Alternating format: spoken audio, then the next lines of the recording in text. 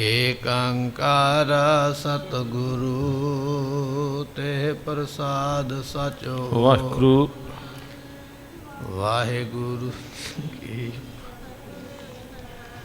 Vegan ਵਿਨਾਸ਼ਨ ਸੋ। ਥੋੜੀ ਜਿਹੀ ਬਤਾਈ। ਸ੍ਰੀ ਵਾਹਿਗੁਰੂ ਜੀ ਕੀ ਫਤਿਹ ਹੈ। ਵਿਗਨ ਵਿਨਾਸ਼ सोए करामात हमरे मैं नाही, करह दिखावन तो किम नाही। वाहिगुरु जी का खालसा वाहिगुरु जी की फतेह। सतगुरु श्री गुरु ग्रंथ साहिब जीआं दी पवित्र पावन हजूरी अंदर सुशोभित हो रही गुरु की संगत आप संगतां ने सतगुरां दे दरबार विच बैठ के गुरबानी दे रस भन्ने कीर्तन शब्द सरवण कीते। मिलिया होया समा ते सुआस सफले बनाए। बादशाह औरंगजेब ने सवाल किया गुरु तेग बहादुर महाराज जियां नूं कि तुसीं झूठ क्यों बोलिया है। जदों दिल्ली विच आए उदों आखिया साडे कोल करामात नहीं, पर हुण तुसीं करामात किवें विखाई है। गुरु तेग बहादुर महाराज साहब जी सुन के कहन लगे, कहंदे तुसीं साडा धर्म भ्रष्ट करन वास्ते साडे वास्ते मास पका के भेजिया। सानू अपना धर्म प्यारा है, इसे करके असीं तुहानूं ये विखाया है भी जिवें तुसीं साडा धर्म खराब करना चाहुंदे हो, मुकाउणा चाहुंदे हो, ते तुहाडे नाल भी इस तरह बतीत होवे ते फिर किस तरह लगेगा। ये प्रसंग इतिहास पिछे सरवण कीता है।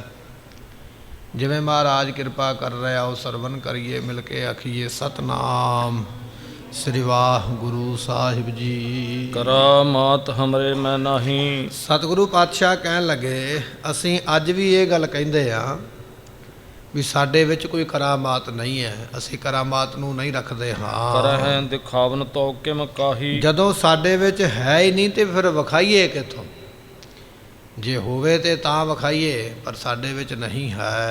एम सुन दौन गए उमराव। ये गुरु तेग बहादुर महाराज दे कोलों सुन के जिहड़े दो वजीर सन औरंगजेब दे आए होए, वो फिर गुरु तेग बहादुर पातशाह दे कैद विचों निकल के बादशाह औरंगजेब दे कोल पहुँचे हन। पहुँचे होते शाहो जिस थाम। जिस स्थान ते औरंगजेब बैठा ये दसन वास्ते उत्थे पहुँच गए ने।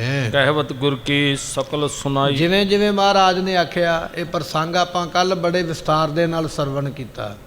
जिवें महाराज ने जवाब दिता सी वो सारियां गल्लां जाके बादशाह नूं दसियां हन।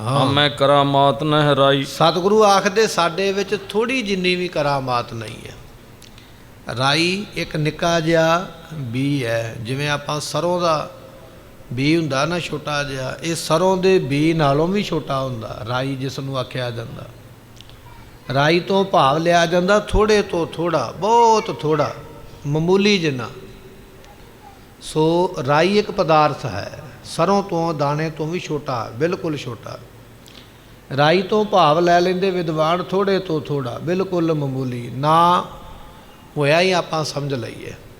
गुरु तेग बहादुर पातशाह कहंदे साडे विच ते राई जिन्नी भी करामात नहीं, भाव थोड़ी जिन्नी भी करामात नहीं है। पयो भावना कौफल एही। ये ते तुहाडी भावना है, जिवें दा भावना लैके आओगे उवें दा फल मिलदा है। जिवें दा मनोरथ इच्छा लैके आओगे उवें दे फल प्राप्त हुंदे हन। बने मास ते शुकर जही। ते तुसीं साडे वास्ते इस्लाम धर्म दा मास बना के लैके आओ, इस्लाम दे मंत्र पढ़ के मास लैके आए हो साडा धर्म भ्रष्ट करन वास्ते। जिवें तुसीं साडे नाल कीता उसे तरह परमात्मा ने तुहाडे नाल कर दिता। उस मास तो सूर बन गए ते सूरां ने तुहाडा धर्म भ्रष्ट कर दिता है। हमने अजमत नहीं दिखराई। असीं करामात नहीं दिखाई। ये असीं अज भी कहने आ भी इहदे विच कोई करामात नहीं है। तुमरी बात कुबेर बनाई। ये जिहड़ी तुहाडी बात है ना, तुहाडी गल वो तुहानूं ही उल्टी बन के पई है। जिवें तुसीं कीता उहदा फल समझ लो भी तुहानूं पै गया। तुहानूं सूर मिले, सूरां ने तुहाडे कपड़े खराब कीते, तुहाडा भोजन खराब कीता, ਤੁਹਾਡਾ ਧਰਮ ਭ੍ਰਸ਼ਟ ਕੀਤਾ, ਤੁਸੀਂ ਸਾਡਾ ਕਰਨ ਵਾਸਤੇ ਆਏ ਸੀ, ਉਲਟਾ ਤੁਹਾਡਾ ਹੋ ਗਿਆ। ਇਹ ਤੇ ਤੁਹਾਡੀ ਕਰਨੀ ਦਾ ਤੁਹਾਨੂੰ ਫਲ ਮਿਲਿਆ ਹੈ, ਪਰ ਅਸੀਂ ਤੁਹਾਡੇ ਨਾਲ ਕੋਈ ਵਾਅਦਾ ਨਹੀਂ ਕੀਤਾ ਹੈ। ਸੁਨ ਕਰ ਸ਼ਾਹੋ ਰੋਸ ਕਉ ਧਾਰਾ। ਜਦੋਂ ਔਰੰਗਜ਼ੇਬ ਨੇ ਸੁਣੀਆਂ ਨਾ ਇਹ ਗੱਲਾਂ, ਵਜ਼ੀਰਾਂ ਨੇ ਦੱਸੀਆਂ ਵੀ ਮਹਾਰਾਜ ਇਦਾਂ ਕਹਿੰਦੇ, ਕਹਿਣ ਲੱਗੇ, ਔਰੰਗਜ਼ੇਬ ਨੂੰ ਸੁਣ ਕੇ ਬੜਾ ਉਸ ਵੇਲੇ ਗੁੱਸਾ ਆਇਆ ਹੈ। ਸਭ ਹਿਨ ਮਹਿ ਅਸਬਾਕ ਉਚਾਰਾ। ਉਸ ਵੇਲੇ ਔਰੰਗਜ਼ੇਬ ਸਾਰਿਆਂ ਦੇ ਵਿੱਚ, ਕਚਹਿਰੀ ਲੱਗੀ ਹੋਈ, ਵਜ਼ੀਰ ਬੈਠੇ ਹੋਏ, ਸਾਰਿਆਂ ਨੂੰ ਸੁਣਾ ਕੇ ਔਰੰਗਜ਼ੇਬ ਆਖਦਾ ਹੈ, ਕੈਸ ਕਹੋ ਮੈਂ ਤੁਰਕ ਬਣਾਉ। ਕਹਿਣ ਲੱਗਾ ਵੀ ਹੁਣ ਸਾਰੇ ਜਾਣੇ ਸੁਣ ਲਓ ਵੀ ਮੇਰਾ ਤੇ ਗੁਰੂ ਦਾ ਹੁਣ ਨਿੱਜੀ ਵੈਰ ਹੋ ਗਿਆ, ਨਿੱਜੀ ਦੁਸ਼ਮਣੀ ਹੋ ਗਈ ਹੈ।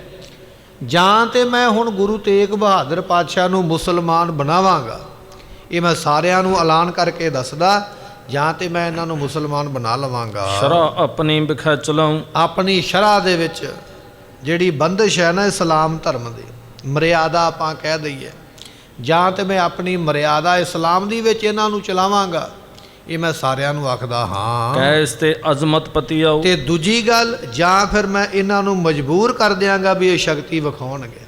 ਦੋ ਗੱਲਾਂ ਵਿੱਚੋਂ ਇੱਕ ਗੱਲ ਜ਼ਰੂਰ ਕਰਾਂਗਾ, ਜਾਂ ਤੇ ਇਹ ਮੁਸਲਮਾਨ ਬਣ ਜਾਣਗੇ, ਇਸਲਾਮ ਧਰਮ ਨੂੰ ਗ੍ਰਹਿਣ ਕਰ ਲੈਣਗੇ, ਤੇ ਜੇ ਨਹੀਂ ਤੇ ਫਿਰ ਇਹ ਕਰਾਮਾਤ ਵਿਖਾਉਣ ਵਾਸਤੇ ਮੈਂ ਇਹਨਾਂ ਨੂੰ ਮਜਬੂਰ ਕਰ ਦਿਆਂਗਾ, ਵਿਖਾਉਣੀ ਪਵੇਗੀ।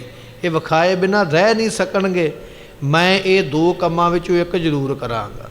ਮੈਂ ਔਰੰਗਜ਼ੇਬ ਹਾਂ, ਦਿੱਲੀ ਦਾ ਬਾਦਸ਼ਾਹ, ਹਿੰਦੁਸਤਾਨ ਦਾ ਮਾਲਕ, ਇਹਨਾਂ ਦੋ ਕੰਮਾਂ ਵਿੱਚੋਂ ਮੈਂ ਇੱਕ ਕਰਨਾ ਹੈ। ਜਿਮ ਮੁਖ ਤੇ ਮੈਂ ਕਹੂੰ ਕਰਾਉ। ਜਿਵੇਂ ਮੈਂ ਆਪਣੇ ਮੂੰਹ ਤੋਂ ਕਵਾਂਗਾ ਉਹ ਗੁਰੂ ਪਾਤਸ਼ਾਹ ਨੂੰ ਕਰਨਾ ਪਵੇਗਾ, ਗੁਰੂ ਨੂੰ ਉਹ ਕੰਮ ਕਰਨਾ ਪਵੇਗਾ ਜੋ ਮੈਂ ਕਵਾਂਗਾ, ਤੇ ਮੈਂ ਕਹਿ ਕੇ ਸਭ ਕੁਝ ਕਰਵਾਉਣਾ ਹੈ। ਦਵੈ ਮੈਂ ਏਕ ਕਰਹਿ ਜਬ ਅੱਛੇ। ਸਤਿਗੁਰੂ ਪਾਤਸ਼ਾਹ ਦੋ ਕੰਮਾਂ ਵਿੱਚੋਂ ਇੱਕ ਜ਼ਰੂਰ ਕਰਨਗੇ। ਪਹਿਲਾ ਕੰਮ, ਜਾਂ ਤੇ ਇਸਲਾਮ ਨੂੰ ਮੰਨ ਕੇ ਇਸਲਾਮੀ ਬਣ ਜਾਣਗੇ, ਮੁਸਲਮਾਨ ਬਣ ਜਾਣਗੇ, ਸ਼ਰ੍ਹਾ ਵਿੱਚ ਆ ਜਾਣਗੇ, ਤੇ ਜੇ ਨਹੀਂ ਆਉਣਗੇ ਤੇ ਫਿਰ ਕਰਾਮਾਤ ਵਿਖਾਏ ਤੋਂ ਬਿਨਾਂ ਮੈਂ ਛੱਡਾਂਗਾ ਨਹੀਂ, ਫਿਰ ਕਰਾਮਾਤ ਇਹਨਾਂ ਨੂੰ ਦਿਖਾਉਣੀ ਪੈਣੀ ਹੈ। ਇਹ ਦੋ ਕੰਮਾਂ ਵਿੱਚੋਂ ਇੱਕ ਕੰਮ ਤੇ ਮੈਂ ਜ਼ਰੂਰ ਕਰਵਾਉਣਾ ਹੈ। ਬੰਦ ਖਲਾਸ ਕਰੋ ਤਬ ਪਾਛੇ। ਜਦੋਂ ਮਹਾਰਾਜ ਇਹ ਦੋ ਕੰਮ ਕਰਨਗੇ ਨਾ, ਫਿਰ ਮੈਂ ਇਹਨਾਂ ਦੀ ਬੰਦ ਖਲਾਸੀ ਕਰਾਂਗਾ, ਫਿਰ ਇਹਨਾਂ ਨੂੰ ਮੈਂ ਮੁਕਤ ਕਰਾਂਗਾ, ਫਿਰ ਇਹਨਾਂ ਨੂੰ ਕੈਦਖਾਨੇ ਵਿੱਚੋਂ ਬਾਹਰ ਛੱਡਾਂਗਾ, ਫਿਰ ਇਹਨਾਂ ਦੀਆਂ ਹੱਥ ਘੜੀਆਂ ਖੋਲਾਂਗਾ। ਆਜ਼ਾਦੀ ਉਦੋਂ ਮਿਲੇਗੀ ਜਦੋਂ ਦੋ ਕੰਮਾਂ ਵਿੱਚੋਂ ਇੱਕ ਜ਼ਰੂਰ ਕਰਨਾ ਪਵੇਗਾ, ਜਾਂ ਮੁਸਲਮਾਨ ਬਣ ਜਾਓ ਜਾਂ ਫਿਰ ਕਰਾਮਾਤ ਦਿਖਾਓ। ਤੇ ਧੰਨ ਗੁਰੂ ਤੇਗ ਬਹਾਦਰ ਪਾਤਸ਼ਾਹ ਨੇ ਦੋਵੇਂ ਕੰਮ ਹੀ ਨਾ ਕੀਤੇ। ਔਰੰਗਜ਼ੇਬ ਜ਼ੋਰ ਲਾ ਕੇ ਮਰ ਗਿਆ, ਨਾ ਕਰਾਮਾਤ ਵੇਖ ਸਕਿਆ ਤੇ ਨਾ ਇਸਲਾਮ ਕਬੂਲ ਕਰਵਾ ਸਕਿਆ ਹੈ। ਜੇ ਕਰ ਤੁਰਕ ਹੋਣ ਨਾ ਮਨ। ਜੇ ਸਤਿਗੁਰੂ ਮੁਸਲਮਾਨ ਹੋਣ ਵਾਸਤੇ ਨਹੀਂ ਮੰਨਣਗੇ, ਅਜ਼ਮਤ ਕੇਰ ਛਪਾਵਨ ਤੇ ਠਾਨ। ਆਪਣੀਆਂ ਸ਼ਕਤੀਆਂ ਨੂੰ ਛੁਪਾ ਲੈਣਗੇ। ਜਿਵੇਂ ਹੁਣ ਕਹਿੰਦੇ ਵੀ ਸਾਡੇ ਵਿੱਚ ਕਰਾਮਾਤ ਕੋਈ ਨਹੀਂ ਹੈ, ਜੇ ਤੇ ਮੁਸਲਮਾਨ ਵੀ ਨਾ ਬਣੇ ਔਰ ਜੇ ਇਹਨਾਂ ਨੇ ਕਰਾਮਾਤ ਨਾ ਦਿਖਾਈ, ਫਿਰ ਮੈਂ ਕੀ ਕਰਾਂਗਾ ਦੱਸਦਾ ਹੈ। ਸਿਰ ਆਪਣੇ ਕਹਿ ਨਿਰਵਾਹੇ। ਤੇ ਸਤਿਗੁਰੂ ਪਾਤਸ਼ਾਹ ਜੀ ਆਪਣੇ ਹੱਠ ਨੂੰ ਨਿਭਾਉਣਗੇ, ਆਪਣੀ ਜਿੱਦ ਨੂੰ ਨਿਭਾਉਣਗੇ ਵੀ ਨਹੀਂ ਕਰਾਮਾਤ ਨਹੀਂ ਵਿਖਾਉਣੀ, ਨਹੀਂ ਇਸਲਾਮ ਨਹੀਂ ਕਬੂਲ ਕਰਨਾ।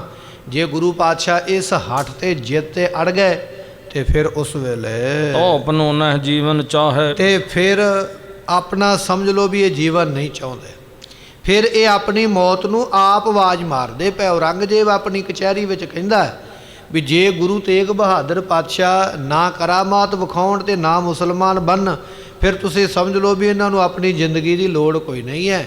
ਇਹ ਆਪ ਆਪਣੀ ਮੌਤ ਨੂੰ ਆਵਾਜ਼ ਮਾਰਦੇ ਹਨ। ਮੈਂ ਦੇਵਾ ਇਸਕੋ ਮਰਵਾਏ। ਤੇ ਮੈਂ ਫਿਰ ਇਹਨਾਂ ਨੂੰ ਮਰਵਾ ਦਿਆਂਗਾ। ਅੱਜ ਇਹ ਫੈਸਲਾ ਹੋ ਗਿਆ ਔਰੰਗਜ਼ੇਬ ਦੀ ਕਚਹਿਰੀ ਦੇ ਵਿੱਚ ਵੀ ਇਹਨਾਂ ਨੂੰ ਮੌਤ ਦੀ ਸਜ਼ਾ ਫਿਰ ਦਿੱਤੀ ਜਾਏਗੀ। ਇਹ ਦੋ ਕੰਮਾਂ ਵਿੱਚੋਂ ਇੱਕ ਜ਼ਰੂਰ ਕਰਵਾਵਾਂਗੇ, ਜਾਂ ਇਸਲਾਮ ਬਣ ਜਾਣ, ਇਸਲਾਮੀ ਬਣ ਜਾਣ, ਤੇ ਜਾਂ ਕਰਾਮਾਤ ਦਿਖਾ ਦੇਣ। ਨਹੀਂ ਦਿਖਾਉਣਗੇ ਤੇ ਫਿਰ ਮੈਂ ਇਹਨਾਂ ਨੂੰ ਮਾਰ ਦੇਵਾਂਗਾ, ਪਰ ਛੱਡਣਾ ਨਹੀਂ ਹੈ। ਨਿਜ਼ਲਾਏ ਕੀ ਪਾਏ ਸਜਾਏ। ਸੋ ਕਹਿਣ ਲੱਗੇ ਵੀ ਆਪਣੀ ਨਲਾਇਕੀ ਦੀ, ਮੇਰੀ ਗੱਲ ਨਾ ਮੰਨਣ ਦੀ ਇਹ ਸਜ਼ਾ ਮਿਲੇਗੀ, ਮੇਰੀ ਗੱਲ ਮੰਨ ਲੈਣ ਤੇ ਆਜ਼ਾਦੀ ਮਿਲੇਗੀ, ਨਹੀਂ ਮੰਨਣਗੇ ਤੇ ਫਿਰ ਇਹਨਾਂ ਦੀ ਨਲਾਇਕੀ ਹੋਵੇਗੀ, ਤੇ ਨਲਾਇਕੀ ਦੀ ਸਜ਼ਾ ਇਹ ਹੈ ਵੀ ਇਹਨਾਂ ਨੂੰ ਮੌਤ ਉਸ ਵੇਲੇ ਦਿੱਤੀ ਜਾਣੀ ਹੈ। ਤੋ ਜਗ ਮੈਂ ਜਾਣੈ ਡਰ ਮੇਰੋ। ਤੇ ਜਦੋਂ ਮੈਂ ਮਾਰ ਦਿਆਂਗਾ ਨਾ ਇਹਨਾਂ ਨੂੰ, ਫਿਰ ਬਾਕੀ ਦੁਨੀਆ ਡਰੇਗੀ ਵੀ ਔਰੰਗਜ਼ੇਬ ਨੇ ਤੇ ਗੁਰੂ ਤੇਗ ਬਹਾਦਰ ਪਾਤਸ਼ਾਹ ਨੂੰ ਛੱਡਿਆ ਨਹੀਂ, ਤੇ ਫਿਰ ਅਸੀਂ ਕਿਸ ਖੇਤ ਦੀ ਮੂਲੀ ਹਾਂ। ਫਿਰ ਦੁਨੀਆ ਮੇਰੇ ਤੋਂ ਹੋਰ ਡਰੇਗੀ। ਇਹੋ ਜਿਹੇ ਸਾਧੂ ਸੰਤ ਹੋਰ ਵੀ ਡਰਨਗੇ ਵੀ ਜਿਹੜਾ ਔਰੰਗਜ਼ੇਬ ਗੁਰੂ ਤੇਗ ਬਹਾਦਰ ਪਾਤਸ਼ਾਹ ਨੂੰ ਸ਼ਹੀਦ ਕਰ ਸਕਦਾ ਹੈ, ਉਹ ਸਾਨੂੰ ਵੀ ਕਰੇਗਾ। ਮੇਰਾ ਦੁਨੀਆ ਵਿੱਚ ਦਬਦਬਾ ਵਧੇਗਾ, ਮੇਰਾ ਦੁਨੀਆ ਵਿੱਚ ਖੌਫ ਵੱਧ ਜਾਏਗਾ। फिर मनोरथ पूरन हेरो। ਤੇ ਫਿਰ ਉਸ ਵੇਲੇ ਜਿਹੜੇ ਮੇਰੇ ਮਨੋਰਥ ਨੇ ਨਾ ਨਹੀਂ ਪੂਰੇ ਹੋਣ ਵਾਲੇ ਉਹ ਪੂਰੇ ਹੋ ਜਾਣਗੇ। ਮੈਂ ਇੰਨਾ ਡਰ ਪੈਦਾ ਕਰ ਦਿਆਂਗਾ। इम कह तूषण भा तुर्केश। ਇਹ ਗੱਲਾਂ ਕਹੀਆਂ ਕਚਹਿਰੀ ਦੇ ਵਿੱਚ ਔਰੰਗਜ਼ੇਬ ਨੇ। ਇਹ ਗੱਲਾਂ ਕਹਿ ਕੇ ਹੁਣ ਚੁੱਪ ਕਰ ਗਿਆ। ਆਪਣੇ ਵਜ਼ੀਰਾਂ ਨੂੰ ਕਹਿੰਦਾ ਵੀ ਇਹ ਕੰਮ ਮੈਂ ਕਰਵਾਵਾਂਗਾ, ਜਾਂ ਇਸ ਨੂੰ ਮੁਸਲਮਾਨ ਬਣਾਵਾਂ ਤੇ ਜਾਂ ਮੈਂ ਕਰਾਮਾਤ ਦਿਖਾਉਣ ਵਾਸਤੇ ਮਜਬੂਰ ਕਰਾਂਗਾ। ਜੇ ਦੋਵੇਂ ਕੰਮ ਨਾ ਕਰ ਸਕਿਆ ਤੇ ਮੈਂ ਇਹਨਾਂ ਨੂੰ ਸ਼ਹੀਦ ਕਰ ਦਿਆਂਗਾ ਤੇ ਬਾਕੀ ਹਿੰਦੁਸਤਾਨ ਨੂੰ ਫਿਰ ਬਾਅਦ ਵਿੱਚ ਮੁਸਲਮਾਨ ਕਰਨਾ ਹੈ। महामंद मत चहत कलेश। ਇਹ ਬੜੀ ਮੰਦੀ ਮਤ ਵਾਲਾ, ਬੜੀ ਮਾੜੀ ਮਤ ਵਾਲਾ ਭਾਈ ਇਹ ਇਸ ਵੇਲੇ ਜਿਹੜਾ ਤਖਤ ਤੇ ਰਾਜਾ ਬੈਠਾ ਨਾ ਔਰੰਗਜ਼ੇਬ, ਬਹੁਤ ਮਾੜੀ ਮਤ ਵਾਲਾ, ਗੁਰੂ ਘਰ ਨਾਲ ਵੈਰ ਕਰਨ ਵਾਲਾ ਹੈ। दोहरा इत्यादि तरकतमा तुर्केश मतमंद। ਇਹ ਮੰਦੀ ਮਤ ਵਾਲਾ ਔਰੰਗਜ਼ੇਬ ਇਹੋ ਜੀਆਂ ਤਰਕਾਂ ਕਰਦਾ। ਤਰਕਾਂ ਤੋਂ ਭਾਵ ਹੁੰਦਾ ਸ਼ੰਕਾ ਕਰਦਾ ਗੁਰੂ ਦੇ ਉੱਪਰ। ਕਈ ਤਰ੍ਹਾਂ ਦੀਆਂ ਵਿਚਾਰਾਂ ਤੇ ਤਕਰਾਰਾਂ ਉਲਟੀਆਂ ਜਿਹੜੀਆਂ ਗੁਰੂ ਘਰ ਨਾਲ ਮੇਲ ਨਹੀਂ ਖਾਂਦੀਆਂ ਉਹਨਾਂ ਨੂੰ ਇੱਕ ਦੂਜੇ ਨੂੰ ਕਹਿੰਦਾ ਕਹਾਉਂਦਾ ਹੈ। नाश करियो चाहे राज को हत्स ਭਾਈ प्रताप ਸੰਤੋਖ बिलंद। ਸਿੰਘ ਜੀ ਕਹਿੰਦੇ ਵੀ ਇਹ ਗੁਰੂ ਦਾ ਕੁਝ ਨਹੀਂ ਵਿਗਾੜੇਗਾ, ਇਹ ਕੰਮ ਕਰਕੇ ਇਹਨੇ ਆਪਣਾ ਰਾਜ ਖਤਮ ਕਰ ਲੈਣਾ, ਕਿਉਂਕਿ ਰੱਬ ਦਾ ਤੇ ਅੱਤ ਦਾ ਵੈਰ ਹੁੰਦਾ। ਇਹ ਇਸ ਵੇਲੇ ਰੱਬ ਨਾਲ ਵੈਰ ਕਰਦਾ ਪਿਆ। ਗੁਰੂ ਪਾਤਸ਼ਾਹ ਨੂੰ ਸ਼ਹੀਦ ਕਰਕੇ ਵੀ ਕੋਈ ਮਿਲਣਾ ਨਹੀਂ, ਪਰ ਗੁਰੂ ਪਾਤਸ਼ਾਹ ਨੂੰ ਸ਼ਹੀਦ ਕਰਕੇ ਰਾਜ ਇਹਨੇ ਜ਼ਰੂਰ ਗਵਾ ਲੈਣਾ। ਜਿਹੜੀ ਤਾਕਤ ਮਿਲੀ ਹੈ ਨਾ, ਵੱਡਾ ਰਾਜ ਮਿਲਿਆ ਗੁਰੂ ਨਾਨਕ ਸਾਹਿਬ ਦੇ ਬਚਨਾਂ ਦੇ ਨਾਲ, ਉਹ ਗੁਰੂ ਤੇਗ ਬਹਾਦਰ ਪਾਤਸ਼ਾਹ ਨੇ ਸ਼ਹੀਦੀ ਦੇ ਕੇ ਬਚਨ ਆਪਣੇ ਵਾਪਸ ਲੈ ਜਾਣਾ ਤੇ ਉਹ ਰਾਜ ਭਾਗ ਇਹਦਾ ਖਤਮ ਹੋ ਜਾਣਾ। ਇਹ ਇਸਨੇ ਮਾੜੀ ਮਤ ਵਾਲਾ ਰਾਜਾ ਜਿਹੜਾ ਆਪਣੀ ਵੰਸ਼ ਨੂੰ, ਆਪਣੇ ਆਉਣ ਵਾਲੇ ਖਾਨਦਾਨ ਨੂੰ ਮੰਗਣ ਵਾਸਤੇ ਮਜਬੂਰ ਕਰਨ ਵਾਸਤੇ ਇਹ ਉਹਨਾਂ ਦੇ ਰਾਹ ਵਿੱਚ ਕੰਡੇ ਬੀਜਦਾ ਪਿਆ। ਐਸਾ ਮਾੜੀ ਮਤ ਵਾਲਾ ਇਹ ਬਾਦਸ਼ਾਹ ਹੈ। चौपाई इस प्रकार गुर कैद मझारा। ਇਸ ਤਰ੍ਹਾਂ ਭਾਈ ਗੁਰੂ ਤੇਗ ਬਹਾਦਰ ਪਾਤਸ਼ਾਹ ਗੁਰੂ ਕਿਓ ਸਿੱਖੋ ਦਿੱਲੀ ਵਿਖੇ ਕੈਦ ਵਿੱਚ ਮਹਾਰਾਜ ਬੈਠੇ ਹੋਏ ਹਨ। करे बिलास अनेक प्रकार। ਅਨੇਕ ਤਰ੍ਹਾਂ ਦੇ ਮਹਾਰਾਜ ਕੌਤਕ ਕਰਦੇ। ਸਤਿਗੁਰਾਂ ਨੂੰ ਕੋਈ ਫਰਕ ਨਹੀਂ ਹੈ ਵੀ ਔਰੰਗਜ਼ੇਬ ਨੂੰ ਗੁੱਸਾ ਆਉਂਦਾ ਪਿਆ ਜਾਂ ਔਰੰਗਜ਼ੇਬ ਸਾਨੂੰ ਸਜ਼ਾ ਦੇਵੇਗਾ, ਨਹੀਂ, ਕੋਈ ਫਰਕ ਨਹੀਂ ਹੈ। ਮਹਾਰਾਜ ਦੇ ਤੇ ਬਚਨ ਨੇ, ਭੈ ਕਾਹੂ ਕੋ ਦੇਤ ਨਹਿ ਨਹਿ ਭੈ ਮਾਨ ਧਿਆਨ, ਕਹੋ ਨਾਨਕ ਸੁਨ ਰੇ ਮਨਾ ਗਿਆਨੀ ਤਾਹੇ ਬਖਾਨ। ਇਹ ਬਚਨ ਉਹਨਾਂ ਦੇ ਮੁਖ ਦੇ ਨੇ। ਨਾ ਅਸੀਂ ਕਿਸੇ ਨੂੰ ਡਰ ਦਈਏ, ਨਾ ਅਸੀਂ ਕਿਸੇ ਦਾ ਡਰ ਮੰਨੀਏ। ਇਹ ਬਚਨ ਉਹਨਾਂ ਨੇ ਆਪਣੇ ਮੁਖੋਂ ਆਖੇ। ਮਹਾਰਾਜ ਨੂੰ ਕੋਈ ਫਰਕ ਨਹੀਂ ਹੈ ਕਿ ਔਰੰਗਜ਼ੇਬ ਕੀ ਸੋਚਦਾ, ਕੀ ਕਹਿੰਦਾ, ਆਪਣੀ ਮੌਜ ਦੇ ਮਾਲਕ ਹਨ। होवे दिन प्रत बहुत कराई। ਤੇ ਕਹਿਣ ਲੱਗੇ ਵੀ ਦਿਨ ਪ੍ਰਤ ਦਿਨ ਰੋਜ਼ ਤਕੜਾਈ ਵੱਧਦੀ ਜਾਂਦੀ ਹੈ, ਰੋਜ਼ ਪਹਿਰੇ ਸਖਤ ਹੁੰਦੇ ਜਾਂਦੇ। ਜਿਹੜੀ ਅੱਜ ਸਜ਼ਾ ਮਿਲੀ ਹੈ ਕੱਲ ਨੂੰ ਉਸ ਤੋਂ ਵੀ ਸਖਤ ਸਜ਼ਾ ਮਿਲਣੀ ਹੈ, ਅਗਲੇ ਦਿਨ ਉਸ ਤੋਂ ਵੀ ਸਖਤ ਕਠਿਨ ਸਜ਼ਾ ਮਿਲਣੀ ਹੈ। ਦਿਨ ਪ੍ਰਤ ਦਿਨ ਰੋਜ਼ ਔਰੰਗਜ਼ੇਬ ਸ਼ਿਕੰਜਾ ਕੱਸੀ ਜਾ ਰਿਹਾ ਹੈ, ਵੱਧ ਤੋਂ ਵੱਧ ਤਕਲੀਫਾਂ ਤੇ ਵੱਧ ਤੋਂ ਵੱਧ ਦੁੱਖ ਦਿੰਦਾ ਹੈ। सा युद्ध खरो रहे दरथाई। ਤੇ ਸਤਿਗੁਰਾਂ ਦੇ ਸਾਹਮਣੇ ਸਮੇਤ ਸ਼ਸਤਰਾਂ ਦੇ ਸੂਰਮੇ ਖਿਲਾਰੇ ਹੋਏ, ਤਲਵਾਰਾਂ ਹੱਥ ਵਿੱਚ ਨੰਗੀਆਂ ਦੇ ਕੇ, ਜੇ ਮਹਾਰਾਜ ਕਿਤੇ ਨਿਕਲਣ ਦੀ ਕੋਸ਼ਿਸ਼ ਕਰਨਗੇ ਤੁਸੀਂ ਉਦੋਂ ਮਹਾਰਾਜ ਤੇ ਹਮਲਾ ਕਰ ਦਿਓ। ਤਿੱਖੀਆਂ ਤੇਗਾਂ ਦੇ ਕੇ ਆਪਣੇ ਸਿਪਾਹੀ ਖੜੇ ਕੀਤੇ ਹਨ। रात दिवस में एक समान। ਰਾਤ ਦਿਨੇ ਇੱਕ ਸਮਾਨ ਲਗਾਤਾਰ ਸਿਪਾਹੀ ਮਹਾਰਾਜ ਦੇ ਪਹਿਰੇ ਤੇ ਖਲੋਤੇ ਹਨ। दृढ़ होए राखै देखै थान। ਤੇ ਕਹਿਣ ਲੱਗੇ ਬੜੀ ਤਕੜਾਈ ਦੇ ਨਾਲ, ਬੜੀ ਪਕਿਆਈ ਦੇ ਨਾਲ ਇਹ ਸਿਪਾਹੀ ਆਪਣੀ ਅੱਖ ਤੱਕ ਵੀ ਨਹੀਂ ਝਪਕਦੇ। ਗੁਰੂ ਪਾਤਸ਼ਾਹ ਦੇ ਵੱਲ ਲਗਾਤਾਰ ਵੇਖਦੇ, ਆਪਣੀ ਅੱਖ ਨੂੰ ਵੀ ਝਪਕਦੇ ਨਹੀਂ। ਐਸਾ ਤਗੜਾ ਪਹਿਰਾ ਲੱਗਾ ਹੋਇਆ ਹੈ। जाम जामनी जब हूँ रहे। ਜਦੋਂ ਅੰਮ੍ਰਿਤ ਵੇਲਾ ਹੋ ਜਾਂਦਾ, ਜਦੋਂ 3 ਵਜੇ ਦਾ ਸਮਾਂ ਹੋ ਜਾਂਦਾ, ਤੜਕੇ ਦਾ ਸਮਾਂ, ਜਦੋਂ 3 ਵੱਜ ਜਾਂਦੇ ਹਨ, तब सतगुर मज्जन को चाहे। ਉਸ ਵੇਲੇ ਸਤਿਗੁਰੂ ਇਸ਼ਨਾਨ ਕਰਨਾ ਚਾਹੁੰਦੇ, ਕਿਉਂਕਿ ਗੁਰੂ ਦੀ ਮਰਿਆਦਾ, ਗੁਰੂ ਘਰ ਦੀ ਮਰਿਆਦਾ ਇਹੋ ਹੀ ਹੈ। ਗੁਰ ਸਤਿਗੁਰ ਕਾ ਜੋ ਸਿੱਖ ਅਖਾਏ ਸੋ ਭਲਕੇ ਉਠ ਹਰ ਨਾਮ ਧਿਆਵੈ, ਉਦਮ ਕਰੇ ਭਲਕੇ ਪ੍ਰਭਾਤੀ, ਇਸ਼ਨਾਨ ਕਰੈ ਅੰਮ੍ਰਿਤ ਸਰਨਾਵੈ। ਇਹ ਗੁਰਬਾਣੀ ਦਾ ਬਚਨ ਆਪਾਂ ਪੜ੍ਹਦੇ ਹਾਂ। ਅੰਮ੍ਰਿਤ ਵੇਲਾ ਸਚ ਨਾਉ ਵਡਿਆਈ ਵਿਚਾਰ। ਅੰਮ੍ਰਿਤ ਵੇਲੇ ਕੀ ਕਰਨਾ? ਪ੍ਰਮਾਤਮਾ ਦੇ ਨਾਮ ਨੂੰ ਜਪਣਾ, ਬੰਦਗੀ ਕਰਨੀ ਹੈ। ਇਹ ਗੁਰੂ ਨੇ ਸਾਨੂੰ ਸਮਝਾਇਆ ਕਿ ਗੁਰੂ ਕਾ ਸਿੱਖ ਅੰਮ੍ਰਿਤ ਵੇਲੇ ਸੁਤਾ ਨਾ ਰਵੇ। ਤੇ ਜਿਹੜਾ ਅੰਮ੍ਰਿਤ ਵੇਲੇ ਸੁਤਾ ਨਾ ਉਹ ਗੁਰੂ ਕਾ ਸਿੱਖ ਹੀ ਨਹੀਂ ਹੈ। ਦੋ ਬਚਨ ਨੇ, ਜਿਹੜਾ ਅੰਮ੍ਰਿਤ ਵੇਲੇ ਨਹੀਂ ਉੱਠਿਆ ਉਹ ਸਿੱਖ ਨਹੀਂ ਹੈ, ਜਿਹੜਾ ਸਿੱਖ ਹੈ ਉਹ ਅੰਮ੍ਰਿਤ ਵੇਲੇ ਸੁਤਾ ਨਾ ਰਵੇ। ਇਹ ਬਚਨ ਮਹਾਰਾਜ ਦਾ ਕਮਾਉਣਾ ਹੈ ਗੁਰੂ ਕੇ ਸਿੱਖ ਨੇ। ਸੋ ਗੁਰੂ ਪਾਤਸ਼ਾਹ ਭਾਵੇਂ ਜੇਲ੍ਹ ਵਿੱਚ ਨੇ, ਗੁਰਮੁਖੋ ਪੀਣ ਵਾਸਤੇ ਪਾਣੀ ਨਹੀਂ, ਛਕਣ ਵਾਸਤੇ ਪ੍ਰਸ਼ਾਦਾ ਨਹੀਂ, ਬੜੀ ਸਖਤ ਕੈਦ ਵਿੱਚ ਪਾਇਆ ਹੋਇਆ, ਪਰ ਅੰਮ੍ਰਿਤ ਵੇਲੇ ਦਾ ਇਸ਼ਨਾਨ ਗੁਰੂ ਪਾਤਸ਼ਾਹ ਰੋਜ਼ ਕਰਦੇ। ਤੜਕਾ ਹੋਇਆ, ਅੰਮ੍ਰਿਤ ਵੇਲਾ ਹੋਇਆ, ਮਹਾਰਾਜ ਆਪਣੇ ਪਲੰਘੇ ਤੋਂ ਉੱਠਦੇ ਹਨ। उठ पर्यंक परते तत्काल। ਸਤਿਗੁਰੂ ਪਾਤਸ਼ਾਹ ਜੀ ਉਸ ਵੇਲੇ ਫਿਰ ਉੱਠ ਪੈਂਦੇ। ਜਿਸ ਜਗ੍ਹਾ ਤੇ ਸੌਣ ਵਾਸਤੇ ਜਗ੍ਹਾ ਦਿੱਤੀ ਹੈ ਨਾ, ਹੁਣ ਬਾਦਸ਼ਾਹ ਔਰੰਗਜ਼ੇਬ ਨੇ ਪਲੰਘੇ ਤੇ ਦਿੱਤੇ ਨਹੀਂ, ਜੇਲ੍ਹ ਦੇ ਵਿੱਚ ਉਹ ਛੋਟੇ ਛੋਟੇ ਥੜੇ ਬਣੇ ਹੁੰਦੇ, ਉਹਦੇ ਉੱਪਰ ਹੀ ਲੰਮੇ ਪੈਣਾ ਪੈਂਦਾ, ਉੱਥੋਂ ਫਿਰ ਮਹਾਰਾਜ ਉੱਠ ਪੈਂਦੇ ਹਨ। ਅਜ ਬੰਧਨ ਸਭ ਤਹਾਂ ਕਿਰਪਾਲ। ਤੇ ਸਤਿਗੁਰੂ ਪਾਤਸ਼ਾਹ ਜਿਹੜੀਆਂ ਹੱਥ ਕੜੀਆਂ ਬੇੜੀਆਂ ਵਗੈਰਾ ਜੋ ਵੀ ਲੱਗੀਆਂ ਹੋਈਆਂ ਫਿਰ ਖੋਲੀਆਂ ਜਾਂਦੀਆਂ ਤੇ ਮਹਾਰਾਜ ਬਾਹਰ ਆਉਂਦੇ ਹਨ। ਤਾਰੋ ਖੁੱਲ ਕਪਾਟ ਛਟ ਤੇ ਜਾਹੇ। ਕਹਿਣ ਲੱਗੇ ਵੀ ਤਾਰੇ ਖੁੱਲ ਜਾਂਦੇ, ਜੰਦਰੇ ਜਿਹੜੇ ਲੱਗੇ ਨੇ ਜੇਲ੍ਹ ਨੂੰ, ਕੈਦਖਾਨੇ ਨੂੰ ਜੰਦਰੇ ਖੁੱਲ ਜਾਂਦੇ ਤੇ ਉਸ ਵੇਲੇ ਜੇਲ੍ਹ ਦੇ ਦਰਵਾਜ਼ੇ ਖੁੱਲ ਜਾਂਦੇ ਹਨ। ਤਵ ਕਾਰਾ ਗ੍ਰਹਿ ਤੇ ਨਿਕਸਾਹੇ। ਤੇ ਸਤਿਗੁਰੂ ਪਾਤਸ਼ਾਹ ਫਿਰ ਜੇਲ੍ਹ ਵਿੱਚੋਂ ਬਾਹਰ ਨਿਕਲਦੇ, ਆਪਣੀ ਜਿਹੜੀ ਬੈਰਕ ਹੈ ਨਾ ਜਿਹਦੇ ਵਿੱਚ ਕੈਦ ਕੀਤਾ ਹੋਇਆ ਉਹਦੇ ਵਿੱਚੋਂ ਫਿਰ ਬਾਹਰ ਨਿਕਲਦੇ ਹਨ। ਫਿਰਿਓ ਰਹਿ ਤੈ ਪਿਖੈ ਸਿਪਾਹੀ। ਸਤਿਗੁਰੂ ਪਾਤਸ਼ਾਹ ਦੇ ਸਾਹਮਣੇ ਸਿਪਾਹੀ ਨਾਲ ਨਾਲ ਤੁਰੇ ਫਿਰਦੇ, ਭਾਵੇਂ ਇਸ਼ਨਾਨ ਕਰਨ ਵਾਸਤੇ ਨਿਕਲੇ ਨੇ ਪਰ ਸਿਪਾਹੀਆਂ ਦੀ ਨਜ਼ਰ ਬਿਲਕੁਲ ਸਤਿਗੁਰਾਂ ਦੇ ਉੱਪਰ ਹੈ। ਜਿਸ ਕੀ ਦ੍ਰਿਸ਼ਟ ਪਰ ਹੈ ਕੁਛ ਨਾਹੀ। ਪਰ ਉਹਨਾਂ ਦੀ ਦ੍ਰਿਸ਼ਟੀ ਵਿੱਚ ਸਮਝ ਨਹੀਂ ਆਉਂਦਾ ਵੀ ਬਣਦਾ ਕੀ ਪਿਆ। ਹੁਣ ਬੰਦਾ ਪਰਮੇਸ਼ਰ ਦਾ ਮੁਕਾਬਲਾ ਤੇ ਨਹੀਂ ਨਾ ਕਰ ਸਕਦਾ, ਉਹ ਵੇਖਦੇ ਜ਼ਰੂਰ ਨੇ ਪਰ ਵਸ ਨਹੀਂ ਚੱਲਦਾ ਵੀ ਕਰੀਏ ਕੀ, ਐਸੀ ਹਾਲਤ ਬਣੀ ਹੋਈ ਹੈ। ਮੰਦ ਮੰਦ ਜਮਨਾ ਦਿਸ ਜਾਤੇ। ਤੇ ਸਤਿਗੁਰੂ ਪਾਤਸ਼ਾਹ ਹੌਲੀ ਹੌਲੀ ਇਸ਼ਨਾਨ ਕਿੱਥੇ ਕਰਦੇ? ਜਮਨਾ ਦੇ ਵਿੱਚ ਜਾ ਕੇ। ਔਰੰਗਜ਼ੇਬ ਕਹਿੰਦਾ ਵੀ ਇਹਨਾਂ ਨੂੰ ਬਾਹਰ ਨਹੀਂ ਜਾਣ ਦੇਣਾ। ਸਿਪਾਹੀ ਲੱਗੇ ਹੋਏ ਪਹਿਰੇ ਤੇ ਤਕੜੇ ਹੋ ਗਏ।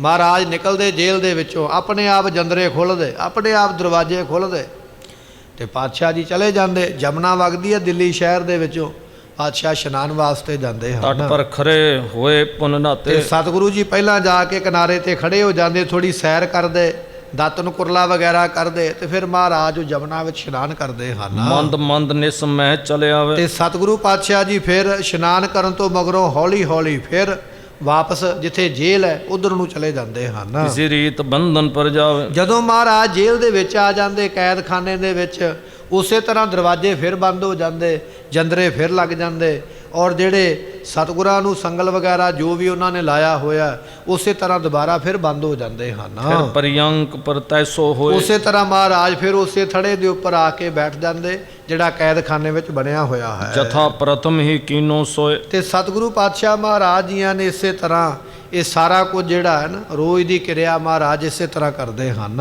ਜਬ ਕੇ ਕੈਦ ਵਿਖੇ ਗੁਰਿਆ। ਜਦੋਂ ਦੇ ਗੁਰੂ ਪਾਤਸ਼ਾਹ ਕੈਦ ਵਿੱਚ ਆਏ ਨੇ, ਜਦੋਂ ਤੋਂ ਔਰੰਗਜ਼ੇਬ ਨੇ ਮਹਾਰਾਜ ਨੂੰ ਦਿੱਲੀ ਵਿੱਚ ਕੈਦ ਕੀਤਾ ਹੈ, ਇਸ ਵਿਦ ਮੱਜਨ ਕਰ ਮਨ ਭਾਏ। ਭਾਈ ਇਸੇ ਤਰ੍ਹਾਂ ਮਹਾਰਾਜ ਇਸ਼ਨਾਨ ਕਰਦੇ, ਮਹਾਰਾਜ ਨੂੰ ਰੋਕਿਆ ਨਹੀਂ ਜਾ ਸਕਦਾ।